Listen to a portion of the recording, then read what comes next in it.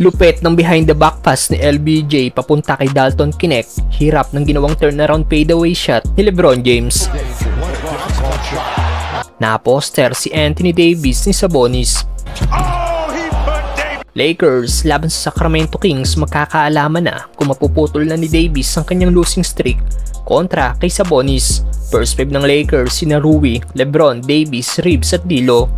Well, first quarter and one kagad para kay Anthony Davis kontra kay Sabonis. Good start para sa Lakers sa first part ng unang quarter dahil lahat ng player ng Lake Show ay nakapuntos na. Napa-timeout kagad ang Kings after ng 8-point lead ng Lakers. Nakabawi naman ang Kings mula sa back-to-back 3-point shot ni Kevin Huerter. Bumawi naman si Sabonis at dinaktakan ng Lakers big man.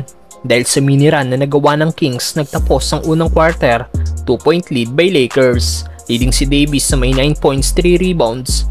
May 4 points at 5 rebounds naman si LBJ.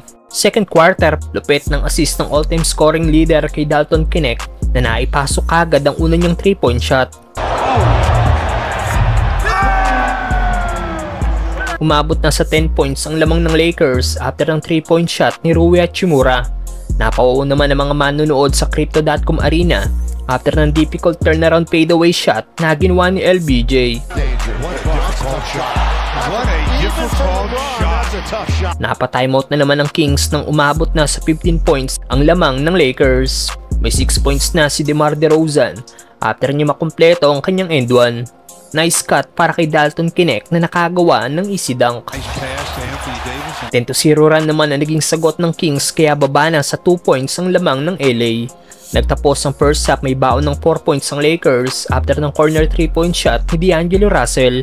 Third quarter dito na gumawa ng run ng Kings kung saan umabot na sa 6 points ang kanilang lamang after ma-down ng 15 points ng first half.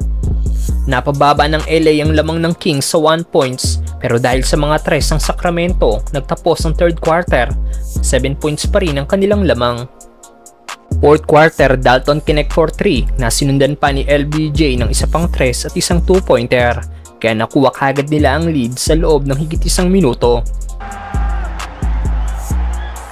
Takeover mode si LBJ, 21-0 run ang ginawa ng Lakers kaya nabawi nila ang double-digit lead sa Sacramento Kings. 32 points kagad para sa all-time scoring leader. Maging si Sabonis ay hindi din nakaligtas sa tres ni LeBron James. Hindi na nagawang mabawi pa ng Sacramento ang lead sa Lakers kaya sa uli, nakuha ng Lake Show ang panalo.